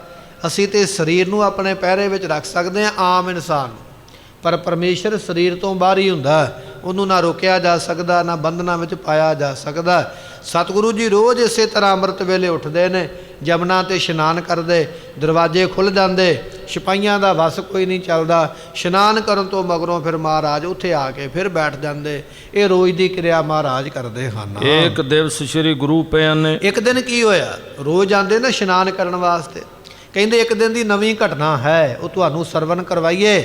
ਇੱਕ ਦਿਨ ਮਹਾਰਾਜ ਚੱਲੇ ਸਨ ਅੰਮ੍ਰਿਤ ਵੇਲੇ ਉੱਠ ਕੇ ਇਸ਼ਨਾਨ ਕਰਨ ਵਾਸਤੇ। ਪਾਵਨ ਜਮਨਾ ਹੇਤ ਇਸ਼ਨਾਨੇ। ਜਮਨਾ ਦਾ ਪਾਣੀ, ਕਿਉਂਕਿ ਜਿਹੜੇ ਦਰਿਆ ਨੇ ਨਾ, ਨਹਿਰਾਂ ਕੁਦਰਤੀ ਸੋਮੇ ਨੇ ਤੇ ਇਹਨਾਂ ਦਾ ਪਾਣੀ ਪਵਿੱਤਰ ਹੀ ਹੁੰਦਾ, ਪਵਿੱਤਰ ਪਾਣੀ ਜਮਨਾ ਦਾ। ਮਹਾਰਾਜ ਉਹਦੇ ਵਿੱਚ ਇਸ਼ਨਾਨ ਕਰਨ ਵਾਸਤੇ ਅੰਮ੍ਰਿਤ ਵੇਲੇ ਉੱਠ ਕੇ ਚੱਲੇ ਹਨ। ਦੀਰਘ ਮਸਜਿਦ ਵਿਖੇ ਮੁਲਨ। ਕਹਿਣ ਲੱਗੇ ਵੀ ਰਸਤੇ ਵਿੱਚ ਇੱਕ ਵੱਡੀ ਮਸੀਤ ਹੈ, ਜਿੱਥੋਂ ਮਹਾਰਾਜ ਲੰਘ ਕੇ ਜਾਂਦੇ ਸਨ। ਉਸ ਰਸਤੇ ਦੇ ਵਿੱਚ ਇੱਕ ਵੱਡੀ ਮਸੀਤ ਹੈ ਤੇ ਮਸੀਤ ਦਾ ਜਿਹੜਾ ਮੁਲਾਣਾ, ਨਮਾਜ਼ ਪੜ੍ਹਨ ਵਾਲਾ, ਬਾਂਗ ਦੇਣ ਵਾਲਾ, ਮੁੱਲਾ ਮਨਾਰੇ ਕਿਆ ਚੜ੍ਹੇ, ਜਿਹੜਾ ਮਸੀਤ ਦੇ ਉੱਪਰ ਚੜ੍ਹ ਕੇ ਬਾਂਗ ਦਿੰਦਾ। ਕਹਿਣ ਲੱਗੇ ਵੀ ਉਹ ਮੁਲਾਣਾ ਉਸ ਵੇਲੇ ਮਸੀਤ ਦੇ ਵਿੱਚ ਸੀ, ਅੰਮ੍ਰਿਤ ਵੇਲੇ ਦਾ ਸਮਾਂ, ਵੱਡੀ ਮਸੀਤ ਬਣੀ ਹੋਈ। ਤੇ ਕਹਿੰਦੇ ਫਿਰ ਸੋਠ ਕਰਤ ਕੀਨ ਪਿਆਨ। ਉਹ ਵੀ ਉੱਠ ਕੇ ਕਿਤੇ ਜਾ ਰਿਹਾ ਸੀ, ਉਹਨੂੰ ਕੋਈ ਕੰਮ ਚੇਤੇ ਆ ਗਿਆ। ਉਹ ਮੁਸਲਾ ਜਿਹੜਾ ਸੀ ਨਾ ਸੁੱਤਾ ਮਸੀਤ ਦੇ ਵਿੱਚ, ਉਹਨੂੰ ਚੇਤੇ ਆ ਗਿਆ ਕੋਈ ਕੰਮ, ਤੇ ਕਹਿਣ ਲੱਗੇ ਉਹ ਵੀ ਉੱਠ ਕੇ ਉਸ ਵੇਲੇ ਚੱਲਿਆ ਹੈ। ਜਹਾਂ ਇਸ਼ਨਾਨ ਕਰਤ ਗੁਣ ਖਾਨੀ। ਜਿੱਥੇ ਗੁਣਾਂ ਦੀ ਖਾਨ ਗੁਰੂ ਤੇਗ ਬਹਾਦਰ ਪਾਤਸ਼ਾਹ ਮਹਾਰਾਜ ਜੀ ਇਸ਼ਨਾਨ ਕਰਦੇ ਸਨ ਜਮਨਾ ਤੇ, ਇੱਕੇ ਜਗ੍ਹਾ ਤੇ ਜਾਂਦੇ, ਉਸੇ ਕੰਢੇ ਦੇ ਵਿੱਚੋਂ ਮਹਾਰਾਜ ਅੱਗੇ ਪਾਣੀ ਵਿੱਚ ਉਤਰਦੇ ਸਨ ਜਿੱਥੇ ਮਹਾਰਾਜ ਇਸ਼ਨਾਨ ਕਰਦੇ ਹਨ। ਪਠਤ ਬਦਨ ਜਪ ਆਦਿਕ ਬਾਣੀ। ਤੇ ਸਤਿਗੁਰੂ ਪਾਤਸ਼ਾਹ ਜੀ ਸ੍ਰੀ ਜਪਜੀ ਸਾਹਿਬ ਗੁਰਬਾਣੀ ਦਾ ਪਾਠ ਆਪਣੇ ਮੁਖ ਤੋਂ ਕਰਦੇ। ਗੁਰੂ ਕਿਹਾ ਸਿੱਖਾ, ਜਪਜੀ ਸਾਹਿਬ ਦੀ ਬਾਣੀ ਗੁਰੂ ਨਾਨਕ ਸਾਹਿਬ ਦਾ ਸਰੂਪ ਹੈ। ਇਸ ਬਾਣੀ ਦਾ ਪਾਠ ਆਪਣੇ ਨਿਤਨੇਮ ਦੇ ਵਿੱਚ ਜ਼ਰੂਰ ਕਰਿਆ ਕਰ, ਜਾਂ ਇਸ ਤਰ੍ਹਾਂ ਕਹਿ ਲਈਏ ਵੀ ਆਪਣਾ ਅੰਮ੍ਰਿਤ ਵੇਲਾ ਜਪਜੀ ਸਾਹਿਬ ਤੋਂ ਸ਼ੁਰੂ ਕਰਿਆ ਕਰ। ਇਹ ਨਿਰੰਕਾਰ ਦੀ ਬਾਣੀ ਹੈ, ਬ੍ਰਹਮ ਗਿਆਨ ਦੀ ਅਵਸਥਾ ਦੇਣ ਵਾਲੀ ਇਹ ਸਤਿਗੁਰਾਂ ਦੀ ਪਵਿੱਤਰ ਬਾਣੀ ਹੈ, ਜਿਹੜੀ ਰਾਗ ਤੋਂ ਮੁਕਤ ਹੈ, ਕਿਸੇ ਰਾਗ ਦੇ ਬੰਧਨ ਵਿੱਚ ਨਹੀਂ ਹੈ। ਜਪਜੀ ਸਾਹਿਬ ਦੀ ਬਾਣੀ ਕਿਸੇ ਰਾਗ ਵਿੱਚ ਨਹੀਂ ਇਸ ਨੂੰ ਲਿਆਂਦਾ ਜਾ ਸਕਦਾ। ਇਹ ਐਸੀ ਵੱਡੀ ਬਾਣੀ ਹੈ ਜਿਸ ਨੂੰ ਗੁਰੂ ਪਾਤਸ਼ਾਹ ਆਪ ਵੀ ਪੜ੍ਹਦੇ ਨਿਤਨੇਮ ਦੇ ਵਿੱਚ, ਤੇ ਗੁਰੂ ਪਾਤਸ਼ਾਹ ਗੁਰੂ ਤੇਗ ਬਹਾਦਰ ਮਹਾਰਾਜ ਜੀ ਜਮਨਾ ਦੇ ਕੰਢੇ ਇਸ਼ਨਾਨ ਕਰਨ ਤੋਂ ਮਗਰੋਂ ਜਪਜੀ ਸਾਹਿਬ ਦਾ ਪਾਠ ਕਰਦੇ, ਹੋਰ ਵੀ ਕਈ ਬਾਣੀਆਂ ਪੜ੍ਹਦੇ। ਤੇ ਜਦੋਂ ਮਹਾਰਾਜ ਦੀ ਸ਼ਹੀਦੀ ਹੋਈ ਨਾ ਦਿੱਲੀ ਦੇ ਵਿੱਚ ਚਾਂਦਨੀ ਚੌਂਕ ਵਿਖੇ, ਸ਼ਹੀਦੀ ਦੇਣ ਤੋਂ ਪਹਿਲਾਂ ਜਿਹੜੀ ਬਾਣੀ ਦਾ ਮਹਾਰਾਜ ਨੇ ਪਾਠ ਕੀਤਾ ਉਹ ਬਾਣੀ ਜਪਜੀ ਸਾਹਿਬ ਦੀ ਹੈ। ਉੱਥੇ ਬੈਠ ਕੇ ਮਹਾਰਾਜ ਨੇ 5 ਪਾਠ ਸ੍ਰੀ ਜਪਜੀ ਸਾਹਿਬ ਦੇ ਕੀਤੇ, ਜਿਸ ਜਗ੍ਹਾ ਦੇ ਉੱਪਰ ਸ਼ਹੀਦੀ ਦੇਣੀ ਹੈ। ਤੇ 5ਵਾਂ ਪਾਠ ਕਰਨ ਤੋਂ ਮਗਰੋਂ ਫਿਰ ਆਪਣੇ ਸੀਸ ਨੂੰ ਝੁਕਾਇਆ ਤੇ ਸ਼ਹੀਦੀ ਨੂੰ ਪ੍ਰਾਪਤ ਹੋਏ। ਇਹ ਪ੍ਰਸੰਗ ਆਪਾਂ ਅੱਗੇ ਜਾ ਕੇ ਸਰਵਣ ਕਰਾਂਗੇ। ਗੁਰੂ ਪਾਤਸ਼ਾਹ ਅੰਮ੍ਰਿਤ ਵੇਲੇ ਅੱਜ ਗਏ ਨੇ, ਜਮਨਾ ਤੇ ਇਸ਼ਨਾਨ ਕੀਤਾ। ਇਸ਼ਨਾਨ ਕਰਨ ਤੋਂ ਮਗਰੋਂ ਜਪਜੀ ਸਾਹਿਬ ਦੀ ਗੁਰਬਾਣੀ ਸਤਿਗੁਰਾਂ ਨੇ ਉਹਦਾ ਪਾਠ ਕੀਤਾ ਹੈ। ਨਿਕਟ ਹੋਏ ਤਨ ਗੁਰੂ ਪਛਾਨੇ। ਉਹ ਜਿਹੜਾ ਮੁੱਲਾ ਸੀ ਉਹ ਵੀ ਉੱਥੇ ਗਿਆ ਹੋਇਆ, ਪਤਾ ਨਹੀਂ ਉਹਨੂੰ ਨਹਾਉਣਾ ਚੇਤੇ ਆ ਗਿਆ ਜਾਂ ਕੋਈ ਕੰਮ ਪੈ ਗਿਆ। ਜਦੋਂ ਮੁੱਲਾ ਨੇ ਵੇਖਿਆ ਵੀ ਇੱਥੇ ਕੌਣ ਬੈਠਾ ਹੈ, ਕੌਣ ਪਾਠ ਕਰਦਾ ਪਿਆ, ਉਹਨੂੰ ਆਵਾਜ਼ ਸੁਣਾਈ ਦਿੱਤੀ। ਤੇ ਮੁੱਲਾ ਬੜਾ ਈਰਖਾ ਵਾਲਾ, ਝਗੜੇ ਕਰਨ ਵਾਲਾ, ਉਹਨੇ ਨੇੜੇ ਜਾ ਕੇ ਵੇਖਣਾ ਚਾਹਿਆ ਵੀ ਵੇਖਾਂ ਇਹ ਕੌਣ ਹੈ। ਜਦੋਂ ਕੋਲ ਗਿਆ ਤੇ ਕੋਲ ਜਾ ਕੇ ਹਨੇਰਾ ਹੈ ਨਾ, ਰਾਤ ਹੈ, ਤੇ ਤੱਕਦਾ ਪਿਆ, ਪਛਾਣਦਾ ਪਿਆ ਵੀ ਇਹ ਕੌਣ ਹਨ, ਪਛਾਣਨ ਵਾਸਤੇ ਅੱਗੇ ਵਧਿਆ ਹੈ। ਬਿਸਮਿਓ ਕਿਮ ਪੱਗ ਬੰਧਨ ਹਨ। ਉਸ ਵੇਲੇ ਮੁੱਲਾ ਹੈਰਾਨ ਹੋ ਗਿਆ, ਉਹਨੂੰ ਪਛਾਣ ਆ ਗਈ ਵੀ ਇਹ ਤੇ ਗੁਰੂ ਤੇਗ ਬਹਾਦਰ ਪਾਤਸ਼ਾਹ ਜਿਨ੍ਹਾਂ ਨੂੰ ਕਚਹਿਰੀ ਵਿੱਚ ਬੁਲਾਇਆ ਜਾਂਦਾ ਹੈ, ਔਰ ਮੈਂ ਉੱਥੇ ਬੜੀਆਂ ਵੱਡੀਆਂ ਗੱਲਾਂ ਕਰਦਾ ਕਚਹਿਰੀ ਵਿੱਚ ਬੈਠ ਕੇ। ਉਹਨੇ ਮਹਾਰਾਜ ਨੂੰ ਵੇਖਿਆ ਸੀ ਕਈ ਵਾਰ, ਉਹਨੇ ਪਛਾਣ ਲਿਆ ਵੀ ਇਹ ਤੇ ਗੁਰੂ ਤੇਗ ਬਹਾਦਰ ਪਾਤਸ਼ਾਹ। ਹੁਣ ਮੁੱਲਾ ਹੈਰਾਨ ਇਸ ਕਰਕੇ ਹੈ ਵੀ ਅਸੀਂ ਤੇ ਇਹਨਾਂ ਨੂੰ ਜੇਲ੍ਹ ਵਿੱਚ ਬੰਦ ਕੀਤਾ, ਹੱਥ ਕੜੀਆਂ ਲਾਈਆਂ, ਜੰਦਰੇ ਲਾਏ ਹੋਏ, ਦਰਵਾਜ਼ੇ ਬੰਦ ਕੀਤੇ, ਇੰਨੇ ਸਿਪਾਹੀ ਖੜੇ ਕੀਤੇ, ਇਹਨਾਂ ਨੂੰ ਛੱਡਿਆ ਕਿਹਨੇ ਹੈ, ਆਜ਼ਾਦ ਕਿਵੇਂ ਹੋਏ ਨੇ, ਇਹ ਜਮਨਾ ਦੇ ਕਿਵੇਂ ਆ ਗਿਆ। ਮੁੱਲਾ ਨੂੰ ਇਸ ਗੱਲ ਦੀ ਹੈਰਾਨੀ, ਬੜਾ ਹੈਰਾਨ ਹੋਇਆ ਹੈ। ਅਸ ਨਹਿ ਹੋਏ ਚਲੇ ਇਹ ਜਾਵੇ। ਹੁਣ ਇਸ ਮੂਰਖ ਨੂੰ ਇਹ ਨਹੀਂ ਪਤਾ ਵੀ ਜੇ ਉਹਨਾਂ ਨੇ ਜਾਣਾ ਹੁੰਦਾ ਤੇ ਦਿੱਲੀ ਆਉਂਦੇ ਕਿਉਂ। ਮੁੱਲਾ ਦੇ ਮਨ ਵਿੱਚ ਇਹ ਆ ਗਿਆ ਵੀ ਜੇ ਤੜਕੇ ਇੱਥੇ ਬੈਠੇ ਨੇ, ਇਹ ਨਾ ਹੋਵੇ ਇੱਥੋਂ ਕਿਤੇ ਪੰਜਾਬ ਨੂੰ ਚੱਲ ਪੈਣ, ਆਪਣੇ ਪਿੰਡ ਨੂੰ, ਆਪਣੇ ਘਰ ਨੂੰ, ਜਾਂ ਕਿਸੇ ਜੰਗਲ ਨੂੰ ਮੂੰਹ ਕਰਕੇ ਨਾ ਤੁਰ ਪੈਣ, ਭਾਜੀ ਨਾ ਜਾਣ ਕਿਤੇ। ਮਨ ਵਿੱਚ ਸੋਚਦਾ ਹੈ ਅਸ ਨਾ ਹੋਏ ਚਲੇ ਇਹ ਜਾਵੇ, ਇਹ ਨਾ ਹੋਵੇ ਵੀ ਇੱਥੋਂ ਕਿਸੇ ਪਾਸੇ ਭਾਜੀ ਜਾਣ, ਸਾਡੀ ਗ੍ਰਿਫਤ ਤੋਂ, ਸਾਡੀ ਪਹੁੰਚ ਤੋਂ ਕਿਤੇ ਪਰੇ ਨਾ ਚਲੇ ਜਾਣ। ਬਹੁਰ ਸ਼ਾਹੋ ਕੇ ਹੱਥ ਨਾ ਆਵੇ। ਤੇ ਜੇ ਇਹ ਭੱਜ ਗਏ, ਹੋ ਸਕਦਾ ਬਾਅਦ ਵਿੱਚ ਔਰੰਗਜ਼ੇਬ ਇਹਨਾਂ ਨੂੰ ਫੜ ਹੀ ਨਾ ਸਕੇ, ਕਿਤੇ ਜੰਗਲ ਵਿੱਚ ਜਾ ਕੇ ਲੁਕ ਗਏ, ਕਿਸੇ ਪਹਾੜ ਵਿੱਚ ਜਾ ਕੇ ਛੁਪ ਗਏ, ਇਹਨਾਂ ਨੂੰ ਲੱਭਣਾ ਕਿੰਨੇ ਆ। ਇਹ ਨਾ ਹੋਵੇ ਵੀ ਲੁਕ ਜਾਣ, ਭੱਜ ਜਾਣ, ਤੇ ਬਾਅਦ ਵਿੱਚ ਔਰੰਗਜ਼ੇਬ ਦੇ ਕਿਤੇ ਹੱਥ ਹੀ ਨਾ ਆਉਣਾ ਕਰਨਾ। ਗੁਰ ਹਿੰਦੂਨ ਕੋ ਸ਼ਰ੍ਹਾ ਮਨਾਵੇ। ਇਸ ਕਰਕੇ ਕਿਉਂਕਿ ਔਰੰਗਜ਼ੇਬ ਬਾਦਸ਼ਾਹ ਇਸ ਗੁਰੂ ਨੂੰ ਸ਼ਰ੍ਹਾ ਵਿੱਚ ਲਿਆਉਣਾ ਚਾਹੁੰਦਾ, ਮੁਸਲਮਾਨ ਬਣਾਉਣਾ ਚਾਹੁੰਦਾ, ਆਪਣੇ ਧਰਮ ਦੇ ਵਿੱਚ ਲੈ ਕੇ ਆਉਣ ਵਾਸਤੇ। ਜਿਸ ਤੇ ਦੀਨ ਤੁਰਕ ਬਿਰਧਾਵੇ। ਤੇ ਇਸ ਕਰਕੇ ਜਦੋਂ ਗੁਰੂ ਆ ਗਿਆ ਸਾਡੇ ਧਰਮ ਦੇ ਵਿੱਚ, ਤੇ ਫਿਰ ਮੁਸਲਮਾਨ ਧਰਮ ਬੜਾ ਵੱਧ ਜਾਏਗਾ। ਇਹਨਾਂ ਵੱਲ ਵੇਖ ਕੇ ਪਤਾ ਨਹੀਂ ਇਹਨਾਂ ਦੇ ਕਿੰਨੇ ਕੁ ਚੇਲੇ, ਇਹਨਾਂ ਨੂੰ ਮੰਨਣ ਵਾਲੇ, ਇਹਨਾਂ ਦੇ ਸਿੱਖ, ਜਦੋਂ ਗੁਰੂ ਮੁਸਲਮਾਨ ਕਰ ਲਿਆ, ਚੇਲਿਆਂ ਨੇ ਆਪਣੇ ਆਪ ਮੁਸਲਮਾਨ ਹੋ ਜਾਣਾ। ਇਹਨਾਂ ਦੇ ਆਉਣ ਕਰਕੇ ਗਿਣਤੀ ਵੱਧ ਜਾਣੀ ਹੈ। ਧਰਮ ਗਿਣਤੀ ਨਾਲ ਨਹੀਂ ਵੱਡਾ ਹੁੰਦਾ। ਇਹ ਸਾਡੇ ਮਨ ਦੀ ਸੋਚ ਹੈ ਵੀ ਗਿਣਤੀ ਬਹੁਤੀ ਹੋਵੇਗੀ ਤੇ ਧਰਮ ਵੱਡਾ ਹੋ ਜਾਏਗਾ।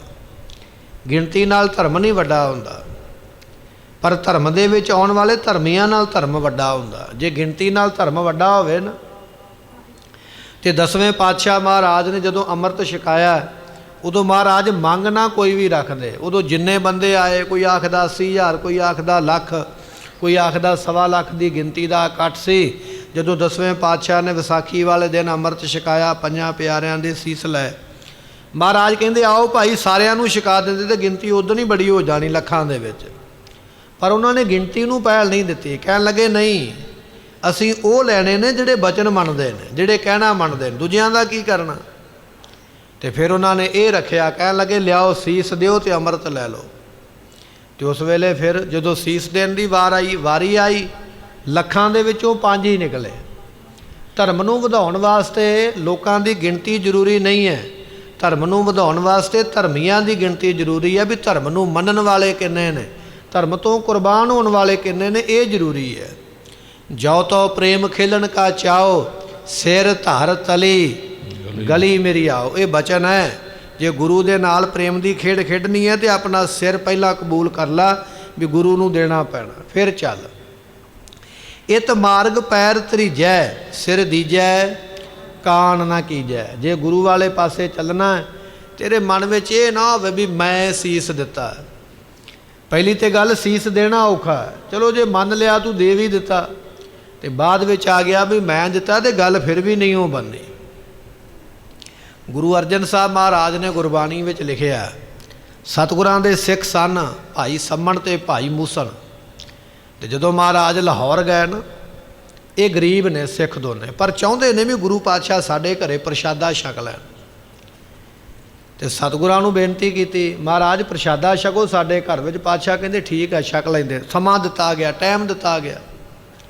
ਤੇ ਜਿਹਦੇ ਕੋਲੇ ਕੰਮ ਕਰਦੇ ਸਨ ਜੀ ਸ਼ਾਹੂਕਾਰ ਦੇ ਕੋਲ, ਜਦੋਂ ਜਾ ਕੇ ਪੈਸੇ ਮੰਗੇ ਉਹਨੇ ਨਾ ਕਰ ਦਿੱਤੀ। ਪੈਸੇ ਵੀ ਉਹ ਮੰਗੇ ਜਿਹੜੇ ਇਹਨਾਂ ਨੇ ਪਹਿਲਾਂ ਕੰਮ ਕੀਤਾ ਹੋਇਆ ਸੀ, ਲੈਣੇ ਸੀ, ਬਾਅਦ ਵਿੱਚ ਤਨਖਾਹ ਲੈਣੀ ਸੀ, ਹਾਲੇ ਮਜ਼ਦੂਰੀ ਆਪਣੀ।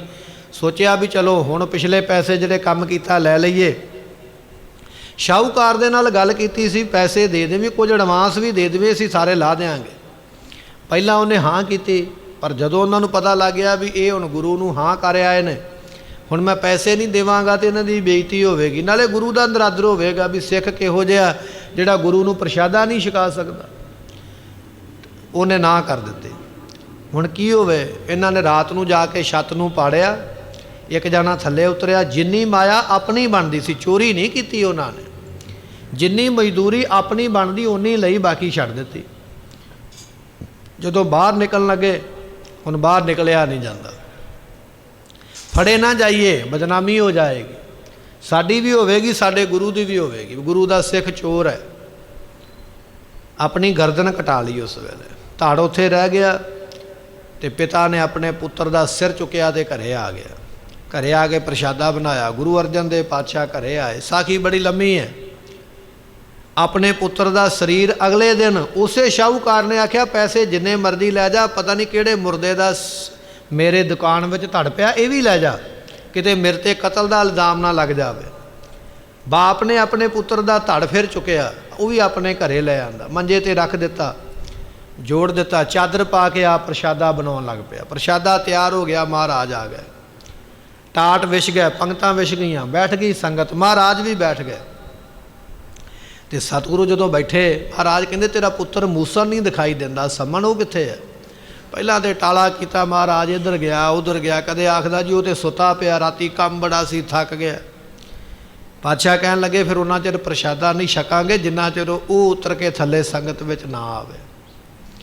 ਜਦੋਂ ਮਹਾਰਾਜ ਨੇ ਆਖਿਆ ਵੀ ਅਸੀਂ ਪ੍ਰਸ਼ਾਦਾ ਹੀ ਨਹੀਂ ਛਕਣਾ ਜਿੰਨਾ ਚਿਰ ਉਹ ਨਹੀਂ ਆਉਂਦਾ, ਹੁਣ ਕੀ ਆਖਦਾ? ਮਹਾਰਾਜ ਸੁੱਤਾ। ਮਹਾਰਾਜ ਕਹਿੰਦੇ ਆਵਾਜ਼ ਮਾਰ। ਕਹਿੰਦਾ ਜੀ ਮੇਰੀ ਆਵਾਜ਼ ਨਾਲ ਤਾਂ ਨਹੀਂ ਉੱਠਦਾ, ਹੁਣ ਤੁਸੀਂ ਮਾਰੋਗੇ ਤੇ ਉੱਠ ਪੈਣਾ, ਪਰ ਮੇਰੀ ਨਾਲ ਨਹੀਂ। ਧੰਨ ਗੁਰੂ ਅਰਜਨ ਦੇਵ ਪਾਤਸ਼ਾਹ ਮਹਾਰਾਜ ਜੀ ਕੱਚੇ ਘਰ ਦੀਆਂ ਕੱਚੀਆਂ ਪੌੜੀਆਂ ਦੇ ਉੱਪਰ ਪੈਰ ਰੱਖ ਕੇ ਉੱਪਰ ਨੂੰ ਚਲੇ ਜਾਂਦੇ। ਚੁਬਾਰੇ ਦਾ ਦਰਵਾਜ਼ਾ ਖੋਲ੍ਹਿਆ, ਦਰਵਾਜ਼ਾ ਖੋਲ੍ਹਦਿਆਂ ਮਹਾਰਾਜ ਨੇ ਆਖਿਆ ਪੁੱਤਰ ਮੂਸਣ, ਸਾਨੂੰ ਬੜੇ ਪ੍ਰੇਮ ਨਾਲ ਕਹਿ ਕੇ ਆਇਆ ਸੀ ਪ੍ਰਸ਼ਾਦਾ ਛਕੋ, ਅੱਜ ਆਏ ਆ ਤੇ ਫਿਰ ਸੇਵਾ ਕਿਉਂ ਨਹੀਂ ਕਰਦਾ? ਉੱਠ, ਸੰਗਤ ਆਈ ਹੈ, ਸੇਵਾ ਕਰ। ਜਦੋਂ ਇੰਨਾ ਬਚਨ ਨਿਕਲਿਆ ਨਾ ਮੁਖੋਂ, ਤੇ ਭਾਈ ਸੰਮਣ ਵਾਹਿਗੁਰੂ ਵਾਹਿਗੁਰੂ ਕਰਦਾ, ਭਾਈ ਮੂਸਣ ਵਾਹਿਗੁਰੂ ਵਾਹਿਗੁਰੂ ਕਰਦਾ, ਉਸ ਵੇਲੇ ਉੱਠ ਪਿਆ। ਇੱਕ ਵਾਰੀ ਆਖੀਏ ਸਤਨਾਮ ਸ੍ਰੀ ਵਾਹਿਗੁਰੂ। ਸਤਿਗੁਰ ਮੇਰਾ ਮਾਰ ਜੀਵਾਲਾ ਸਮਰੱਥ। ਉਸ ਵੇਲੇ ਪਰਿਵਾਰ ਵਿੱਚ ਚਾਅ ਚੜ੍ਹ ਗਿਆ। ਹੁਣ ਪਰਿਵਾਰ ਨੂੰ ਤਾਂ ਪਤਾ ਸੀ ਨਾ ਵੀ ਇਹ ਕੁਝ ਹੋਇਆ, ਚਾਅ ਚੜ੍ਹ ਗਿਆ, ਮਨ ਵਿੱਚ ਹੋ ਗਿਆ ਵੀ ਬੱਲੇ ਅਸੀਂ ਬੜੇ ਸਿੱਖ ਹਾਂ, ਐਡੀ ਵੱਡੀ ਕੁਰਬਾਨੀ ਕਰਕੇ ਪ੍ਰਸ਼ਾਦਾ ਛਕਾਉਣ ਲੱਗੇ ਸੀ। ਸਤਿਗੁਰਾਂ ਨੇ ਬਿਠਾ ਲਿਆ ਕੋਲ, ਕਹਿਣ ਲੱਗੇ ਸੰਮਣ ਜੋ ਇਸ ਪ੍ਰੇਮ ਕੀ ਦਮ ਕਿਉਂ ਹੁਤੀ ਸਾਟ, ਰਾਵਣ ਹੁੰਤੇ ਸੋ ਰੰਕ ਨੇ ਜਿਨ ਸਿਰ ਦੀਨੇ ਕਾਟ। ਜੇ ਪ੍ਰੇਮ ਨੂੰ ਪੈਸਿਆਂ ਨਾਲ ਖਰੀਦਿਆ ਜਾਵੇ ਨਾ, ਜੇ ਆਪਾਂ ਸੋਚੀਏ ਵੀ ਪ੍ਰੇਮ ਪੈਸੇ ਨਾਲ ਖਰੀਦ ਲਾਂਗੇ, ਰਾਵਣ ਕੋਈ ਕੰਗਾਲ ਨਹੀਂ ਹੈ, ਸੋਨੇ ਦੀ ਲੰਕਾ ਦਾ ਮਾਲਕ। ਸਾਡੇ ਕੋਲ ਤੇ 2-4 ਤੋਲੇ ਸੋਨਾ ਘਰ ਵਿੱਚ ਹੋਵੇਗਾ, 10-50 ਤੋਲੇ ਹੋਵੇਗਾ ਗਹਿਣੇ ਕਿਤੇ ਪੁਰਾਣੇ ਸਮੇਂ ਦੇ, ਪਰ ਰਾਵਣ ਤੇ ਰਹਿੰਦਾ ਸੋਨੇ ਦੇ ਘਰ ਵਿੱਚ ਹੈ। ਕਿੱਡਾ ਅਮੀਰ ਆਦਮੀ ਸੀ, ਪਰ ਉਹਨੇ ਜਦੋਂ ਪ੍ਰੇਮ ਦੀ ਖੇਡ ਖੇਡੀ ਹੈ, ਉਹਨੇ ਆਪਣਾ ਸਿਰ ਵੱਢ ਕੇ ਦਿੱਤਾ। ਇੱਕ ਵਾਰੀ ਨਹੀਂ ਦਿੱਤਾ, 10 ਵਾਰੀ ਦਿੱਤਾ ਉਹਨੇ, ਤੇ ਤਾਂ ਉਹਦਾ ਪ੍ਰੇਮ ਮਨਜ਼ੂਰ ਹੋਇਆ। ਇਹ ਨਾ ਸੋਚ ਲਈ ਵੀ ਇੱਕ ਵਾਰੀ ਦਿੱਤਾ ਤੇ ਮੈਂ ਬੜਾ ਵੱਡਾ ਬਣ ਗਿਆ, ਹੰਕਾਰ ਨਾ ਆਵੇ ਇੱਕ ਵਾਰੀ ਵੀ ਦੇ ਕੇ। ਇਹ ਗੁਰੂ ਦਾ ਫਰਮਾਨ ਹੈ ਸਿੱਖ ਨੂੰ। ਸਤਿਗੁਰਾਂ ਨੇ ਆਖਿਆ ਸਿਰ ਦੀਜੈ ਕਾਨ ਨਾ ਕੀਜੈ, ਸਿਰ ਦੇ ਕੇ ਵੀ ਇਹ ਨਾ ਹੋਵੇ ਵੀ ਮੈਂ ਦਿੱਤਾ। ਤਾਂ ਉਹਨਾਂ ਨੇ ਅੰਮ੍ਰਿਤ ਸਾਨੂੰ ਛਕਾਇਆ, ਅੰਮ੍ਰਿਤ ਦਿੱਤਾ। ਬਚਨ ਆਪਾਂ ਇੱਥੋਂ ਤੋਰਿਆ ਹੈ, ਧਰਮ ਗਿਣਤੀ ਨਾਲ ਵੱਡਾ ਨਹੀਂ ਹੁੰਦਾ। ਗਿਣਤੀ ਭੇਡਾਂ ਦੀ ਬੜੀ ਹੈ, ਪਰ ਭੇਡਾਂ ਦਾ ਜੰਗਲ ਵਿੱਚ ਰਾਜ ਨਹੀਂ ਹੁੰਦਾ। ਗਿਣਤੀ ਸ਼ੇਰ ਦੀ ਘੱਟ ਹੈ, ਰਾਜ ਜੰਗਲ ਵਿੱਚ ਸ਼ੇਰ ਦਾ ਹੀ ਹੁੰਦਾ। ਉਹਨੂੰ ਨਿਰਭੈਤਾ ਹੈ, ਉਹਦੇ ਵਿੱਚ ਨਿਡਰਤਾ ਹੈ, ਉਹਦੇ ਵਿੱਚ ਦਲੇਰੀ ਹੈ, ਉਹਦੇ ਵਿੱਚ ਬਹਾਦਰੀ ਹੈ, ਉਹਦੇ ਵਿੱਚ ਸੂਰਮਤਾਈ ਹੈ, ਤਾਂ ਉਹ ਰਾਜ ਕਰਦਾ। ਅਸੀਂ ਅੱਜ ਗਿਣਤੀ ਵਧਾਉਣ ਮਗਰ ਪੈ ਗਏ ਹਾਂ। ਗਿਣਤੀ ਵਧੇ, ਲੋਕ ਸਾਨੂੰ ਆਖਣ ਵੀ ਵਾਹ ਫਲਾਣੇ ਬੰਦੇ ਨੇ ਬੜੀ ਗਿਣਤੀ ਵਧਾਈ ਹੈ। ਅਤੇ ਗਿਣਤੀ ਵਧਾਉਣ ਵਾਸਤੇ ਅਸੀਂ ਲਾਲਚ ਦਿੰਦੇ ਹਾਂ। ਕਿਹੜੇ ਲਾਲਚ? ਤੁਹਾਨੂੰ ਆਉਣ ਜਾਣ ਦਾ ਕਿਰਾਇਆ ਫ੍ਰੀ, ਅਸੀਂ ਆਪੇ ਲੈ ਕੇ ਜਾਵਾਂਗੇ। ਇਹ ਲਾਲਚ ਹੀ ਹੈ। ਜਿਹਨੂੰ ਪ੍ਰੇਮ ਹੈ, ਜਿਹਨੇ ਗੁਰੂ ਵਾਲਾ ਬਣਨਾ, ਜਿਹਨੇ ਧਰਮੀ ਬਣਨਾ, ਉਹਨੂੰ ਤੇ ਮਹਾਰਾਜ ਕਹਿੰਦੇ ਸੀਸ ਦੇਣਾ ਪੈਣਾ। ਜਿਹੜਾ ਸੀਸ ਦੇਣ ਵਾਸਤੇ ਤਿਆਰ ਹੈ ਉਹ ਕਿਰਾਇਆ ਨਹੀਂ ਲਾ ਸਕਦਾ। ਪਰ ਅਸੀਂ ਗਿਣਤੀ ਵੱਲ ਪੈ ਗਏ। ਲੋਕ ਮੈਨੂੰ ਸ਼ਾਬਾਸ਼ੀ ਦੇਣ ਵੀ ਮੈਂ ਇੰਨੇ ਬੰਦਿਆਂ ਨੂੰ ਆਹ ਕੰਮ ਕੀਤਾ। ਇੱਥੇ ਹੀ ਬਸ ਨਹੀਂ, ਫਿਰ ਅਸੀਂ ਅੱਗੇ ਤੁਰ ਪੈਂਦੇ, ਤੁਹਾਨੂੰ ਕਕਾਰ ਵੀ ਫਰੀ ਦਿੱਤੇ ਜਾਣਗੇ। ਹੋਰ ਲਾਲਚ ਵਧਾਇਆ, ਹੋਰ ਲਾਲਚ ਵਿੱਚ ਲੈ ਆਉਂਦਾ। ਸਿੱਖੀ ਲਾਲਚ ਵਿੱਚ ਨਹੀਂ ਹੈ, ਲੋਭ ਦੇ ਵਿੱਚ ਨਹੀਂ ਹੈ, ਗਿਣਤੀ ਵਿੱਚ ਨਹੀਂ ਹੈ। ਗਿਣਤੀ ਵਿੱਚ ਨਾ ਪਾਓ। ਗਿਣਤੀ ਤੋਂ ਬਾਹਰ ਨਿਕਲ ਕੇ ਜਿੰਨੇ ਕੁ ਹੈਗੇ ਨੇ ਉਹਨਾਂ ਨੂੰ ਧਰਮੀ ਬਣਾ ਲਵੋ, ਇੰਨਾ ਹੀ ਬੜਾ।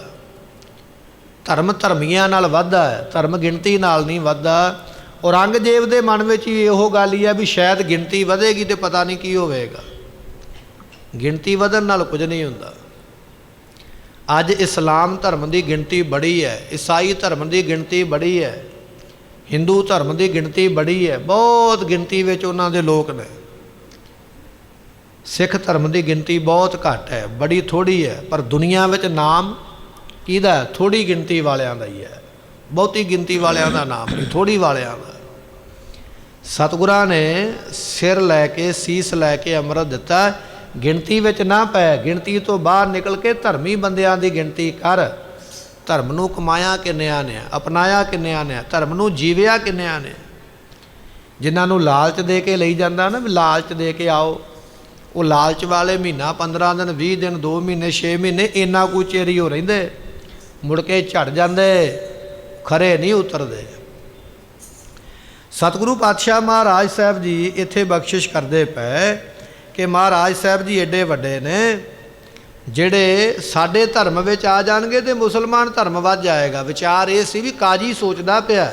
ਔਰੰਗਜ਼ੇਬ ਦੀ ਸੋਚ ਇਹ ਹੈ ਗੁਰੂ ਆਵੇਗਾ ਮਗਰ ਇਹਦੇ ਚੇਲੇ ਆ ਜਾਣਗੇ, ਧਰਮ ਦੀ ਗਿਣਤੀ ਵਧੇਗੀ। ਗਿਣਤੀ ਵਧਾਉਣ ਨਾਲ ਧਰਮ ਨਹੀਂ ਵੱਧਦਾ, ਨਫ਼ਰਤ ਵੱਧਦੀ ਹੈ। ਪਿਆਰ ਵਧਾਉਣ ਦੇ ਨਾਲ ਧਰਮ ਵੱਧਦਾ ਹੈ, ਧਰਮੀ ਵੱਧਦੇ ਨੇ। ਲੰਮੀ ਵਿਚਾਰ ਹੈ, ਆਪਾਂ ਇਤਿਹਾਸ ਦੀ ਕਥਾ ਸਰਵਨ ਕਰ ਰਹੇ ਹਾਂ। ਕਾਜੀ ਸੋਚਦਾ ਹੈ, ਕਹਿਣ ਲੱਗਾ ਵੀ ਗੁਰੂ ਨੂੰ ਤੇ ਬੱਧਾ ਸੀ ਸੰਗਲਾਂ ਨਾਲੇ, ਬਾਹਰ ਕਿਵੇਂ ਨਿਕਲ ਆਇਆ? ਇਹ ਇਸ਼ਨਾਨ ਕਰਦਾ ਪਿਆ, ਜੇ ਇਹ ਭੱਜ ਗਿਆ ਤੇ ਬਾਅਦ ਵਿੱਚ ਕਾਬੂ ਨਹੀਂ ਆਉਣਾ। ਅਸੀਂ ਤੇ ਇਹਨੂੰ ਮੁਸਲਮਾਨ ਬਣਾ ਕੇ ਤੇ ਆਪਣੇ ਧਰਮ ਦੀ ਗਿਣਤੀ ਵਧਾਉਣੀ ਹੈ। ਇਹ ਮੌਲਾਨਾ ਕਾਜੀ ਜਿਹੜਾ ਹੈ ਨਾ, ਮਹਾਰਾਜ ਨੂੰ ਜਮਨਾ ਦੇ ਕਿਨਾਰੇ ਇਸ਼ਨਾਨ ਕਰਦਾ ਵੇਖ ਕੇ ਇਸ ਗੱਲ ਨੂੰ ਮਨ ਵਿੱਚ ਸੋਚਦਾ ਹੈ, ਜੇ ਅਬ ਰੌਲਾ ਪਾਏ ਸੁਣਾਉ। ਜੇ ਹੁਣ ਮੈਂ ਰੌਲਾ ਪਾ ਦਿਆਂ। ਉਹਦੇ ਮਨ ਵਿੱਚ ਵਿਚਾਰ ਆ ਗਈ, ਮੈਂ ਰੌਲਾ ਨਾ ਪਾ ਦਿਆਂ ਉੱਚੀ ਉੱਚੀ। ਸਵੇਰ ਦਾ ਸਮਾਂ, ਲੋਕੀ ਸੁੱਤੇ ਨੇ, ਬੜੀ ਚੁੱਪ ਚਾਨ ਹੈ, ਬੜੀ ਸ਼ਾਂਤੀ ਹੈ। ਮੈਂ ਹੁਣ ਰੌਲਾ ਪਾਵਾਂਗਾ, ਦੂਰ ਦੂਰ ਤੱਕ ਆਵਾਜ਼ ਸੁਣਾਈ ਦੇਵੇਗੀ, ਲੋਕ ਬੜੀ ਛੇਤੀ ਇਕੱਠੇ ਹੋਣਗੇ। ਗੁਰੂ ਇੱਥੇ ਇਕੱਲਾ ਹੈ, ਉਹ ਵੀ ਇਕੱਲਾ। ਜੇ ਮੈਂ ਗੁਰੂ ਨੂੰ ਫੜਦਾ ਤੇ ਗੁਰੂ ਨੇ 2-4 ਗੁੱਚ ਚਪੇੜਾਂ ਜੜ ਦਿੱਤੀਆਂ ਤੇ ਮੇਰੇ ਤੋਂ ਫੜੇ ਨਹੀਂ ਜਾਣੇ ਬਾਅਦ ਵਿੱਚ, ਮੈਂ ਮਾੜਾ। ਮਹਾਰਾਜ ਦਾ ਕੱਦ ਬੜਾ ਲੰਮਾ ਹੈ, ਗੁਰੂ ਤੇਗ ਬਹਾਦਰ ਪਾਤਸ਼ਾਹ ਜੀ ਬੜੇ ਜਵਾਨ ਨੇ, ਤਕੜੇ ਸਰੀਰ ਦੇ ਨੇ। ਮਨ ਵਿੱਚ ਸੋਚਦਾ ਵੀ ਇਕੱਲੇ ਤੋਂ ਤੇ ਤਗੜੇ ਹੋਣਗੇ, ਪਰ ਮੈਂ ਜੇ ਰੌਲਾ ਪਾ ਦਿਆਂ, ਰੌਲਾ ਪਾ ਕੇ ਗਿਣਤੀ ਇਕੱਠੀ ਕਰਾਂ, ਨਰਨਹਕਾਰ ਇਸੇ ਗਹਿਵਾਉ। ਮੈਂ ਲੋਕਾਂ ਨੂੰ ਇਕੱਠੇ ਕਰਾਂ ਆਵਾਜ਼ਾਂ ਮਾਰ ਮਾਰ ਕੇ। ਜਦੋਂ ਬੋਲਾਂਗਾ ਮੈਂ ਧਾਰਮਿਕ ਬੰਦਾ ਆ, ਧਾਰਮਿਕ ਮੈਂ ਵਿਅਕਤੀ ਹਾਂ, ਨਮਾਜ਼ ਪੜ੍ਹਨ ਵਾਲਾ, ਇਸਲਾਮ ਧਰਮ ਦਾ ਧਰਮੀ ਬੰਦਾ। ਮੇਰੀ ਗੱਲ ਕੋਈ ਮੁੜੇਗਾ ਨਹੀਂ, ਲੋਕਾਂ ਨੂੰ ਇਕੱਠੇ ਕਰਾਂ।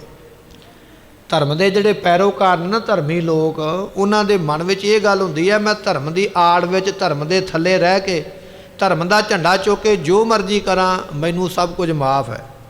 ਪਰ ਜੇ ਧਰਮ ਤੋਂ ਬਾਹਰੀ ਹੋ ਕੇ ਕਰਾਂਗਾ ਤੇ ਮਾਫ ਕੋਈ ਨਹੀਂ ਹੈ।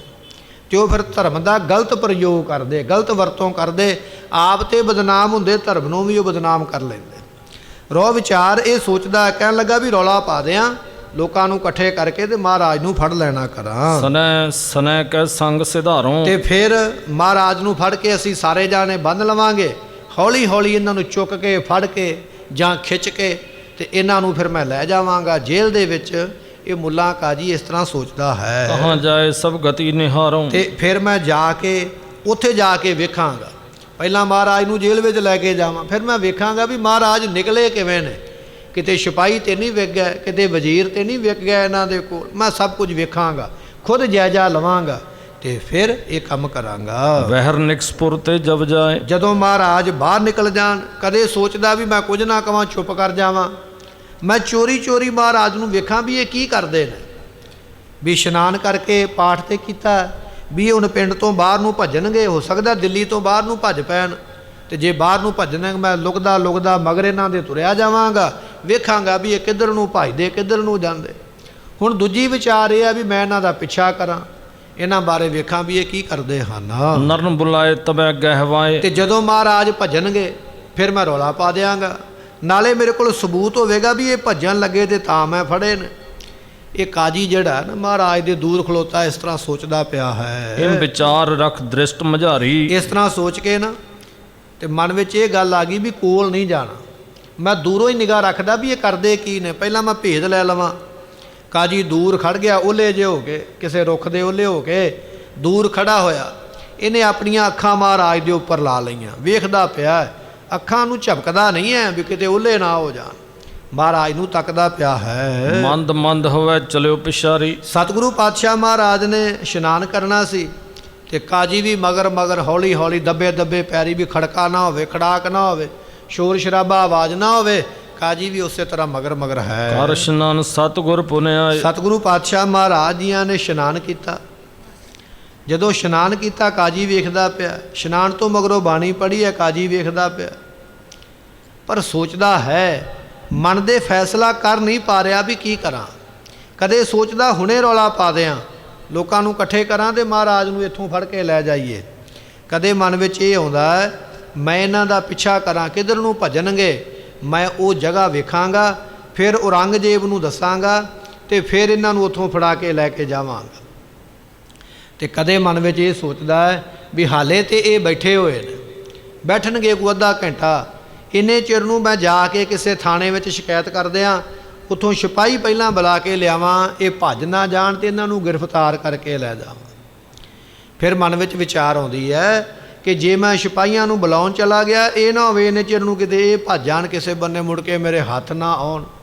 ਇਸ ਤਰ੍ਹਾਂ ਇਹ ਜਿਹੜਾ ਕਾਜੀ ਹੈ ਨਾ ਈਰਖਾ ਦਾ ਭਰਿਆ ਹੋਇਆ, ਮਹਾਰਾਜ ਦੇ ਵੱਲ ਬੜੀ ਗਹਿਰੀ ਨਿਗਾਹ ਦੇ ਨਾਲ ਤੱਕਦਾ ਪਿਆ ਵੀ ਇਹ ਕਿੱਧਰ ਨੂੰ ਚੱਲੇ, ਕੀ ਕਰਦੇ।